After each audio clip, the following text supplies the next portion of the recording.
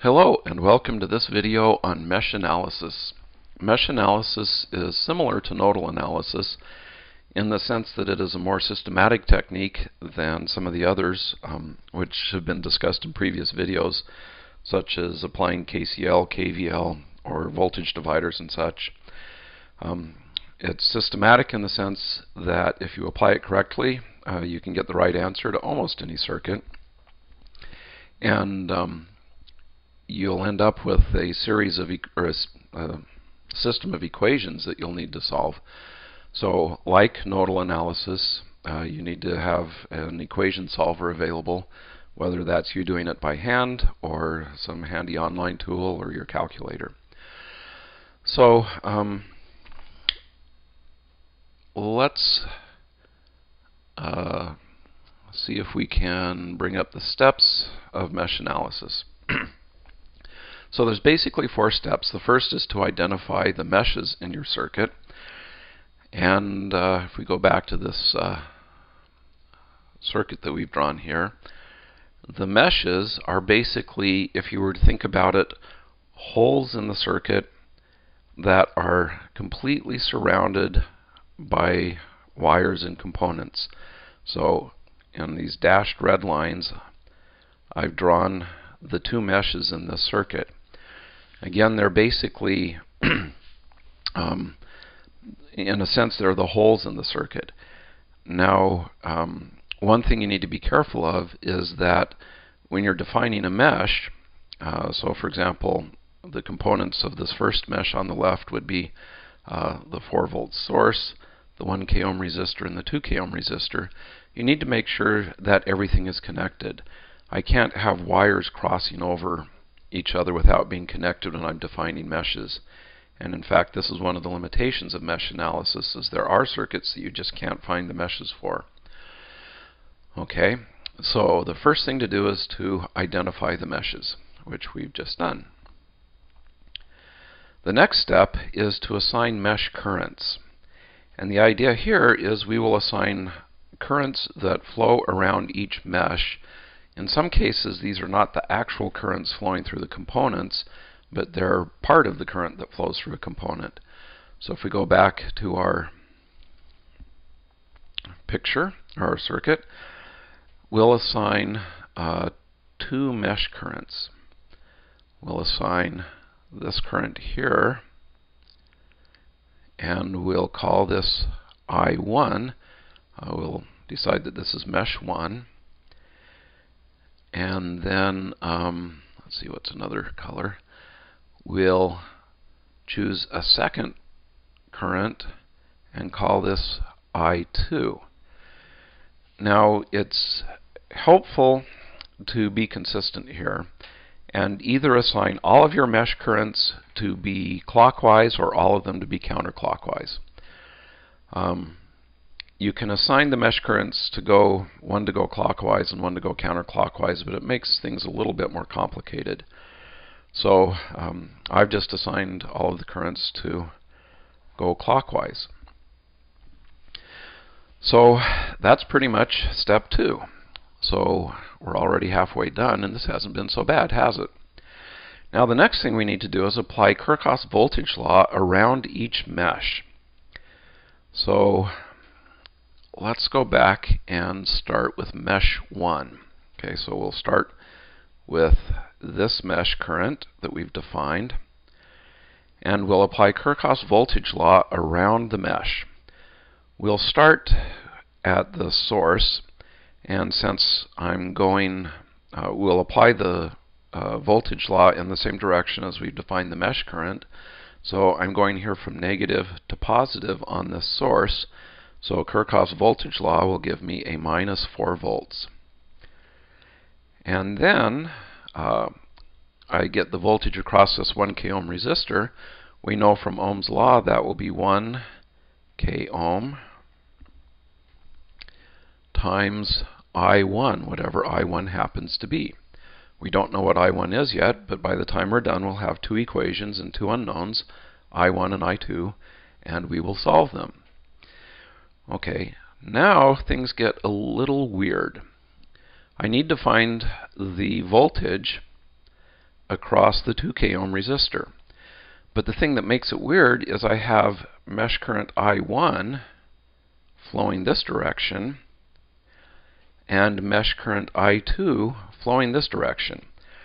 Now clearly, in this case, I1 or I2 are not the actual currents that flow through the 2K ohm resistor.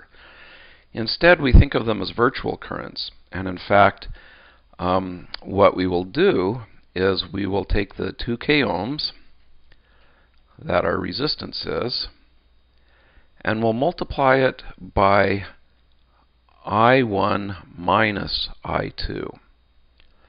Okay, this I1 minus I2 is the net current flowing in this direction. So that's actually the weird part about mesh analysis. If this last step made sense to you, then everything else will be easy. Again, conceptually, the idea is we look at the actual current flowing through a resistor as the sum of these virtual currents. And since we're applying KVL around the mesh 1, we're done. We can say that this is equal to 0. And we can rearrange this a little bit. We can factor out an I1 and move the 4 volts or negative 4 volts over to this side. And we get then I1 times 1K ohm plus 2K ohms minus I2 times 2K ohms is equal to 4 volts. Okay, so that gives us one equation and two unknowns in I1 and I2. Let's do the same thing and apply KVL, Kirchhoff's voltage law, around the second mesh. And I guess we'll start here at the, we'll start here with the proper color. We'll start here at the 5 volt source, and we're going from plus to minus as we go through the 5 volt source. So that's 5 volts. And then we come around the bottom of the mesh up to this point. And we now have going from plus to minus. You'll notice that I changed the sign on the voltage when I'm looking at it for mesh 2. So I'm going to have 2K ohms, that's my resistance, times the net current, I2 minus I1.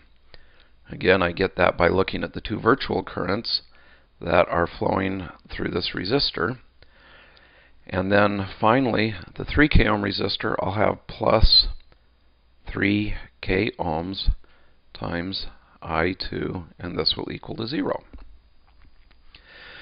And again, I can do some simplification on this. So I have minus I2 times 2K ohms plus, whoops, got that one wrong. Don't want to have this be I2, we want this to be I1. Okay, plus I2, 2K ohms plus 3K ohms. And we'll move the 5 volts to the other side, and we have minus 5 volts. Okay, so basically what we've done here is we now have one equation, the second equation, we have two equations and two unknowns. So we're finished with step 3. Step 4 is to solve our system of equations. So basically what we need to do then is solve the system of equations. And to do that, I will use Wolfram Alpha, which is currently my equation solver of choice. You can use whatever you want. It could be your calculator, MATLAB, however you want to solve these equations. Go ahead.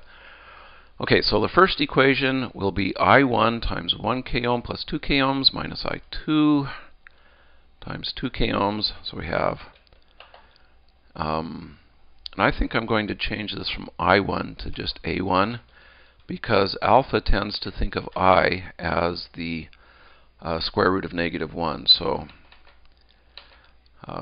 we have A1, which stands for I1, times 1 k ohms plus 2 k ohms, minus A2 times 2 k ohms, and this is equal to 4 volts, if I've done that correctly.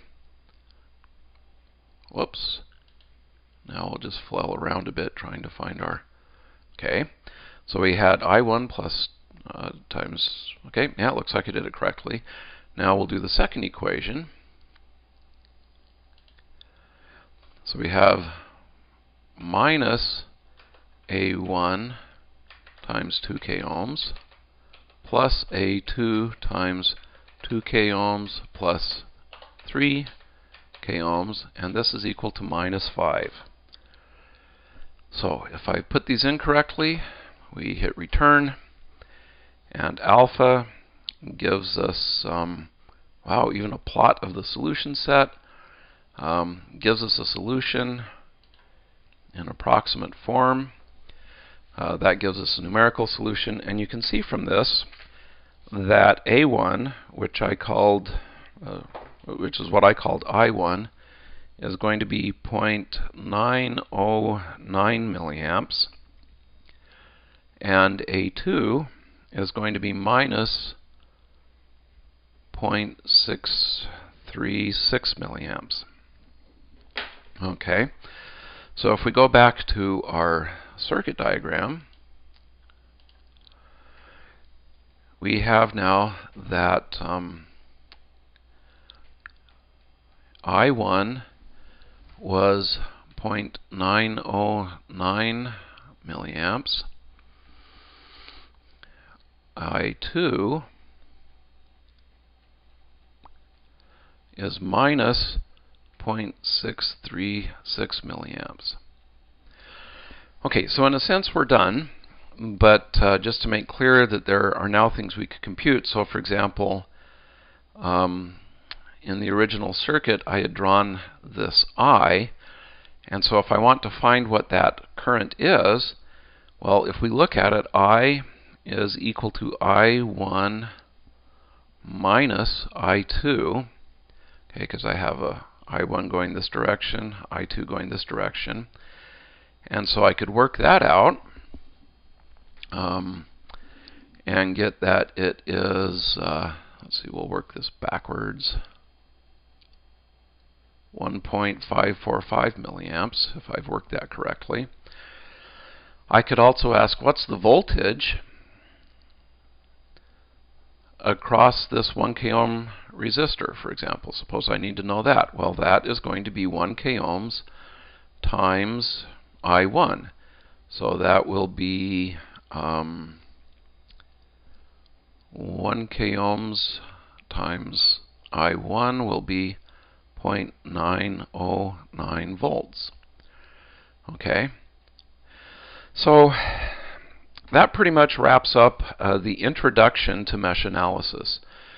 Now, we've done the very simplest case we could. It turns out mesh analysis is easiest if you have only independent voltage sources. So I've got this independent voltage source and this independent voltage source. Once I add current sources to the mix, things get a little complicated. This is essentially similar to what happens in nodal analysis. Nodal analysis, independent current sources are easy. Voltage sources, we have to introduce supernodes. In mesh analysis, independent voltage sources are easy. With current sources, we'll have to introduce super meshes. And we'll do that in the next video. So hopefully this has been helpful and informative, and thanks for watching.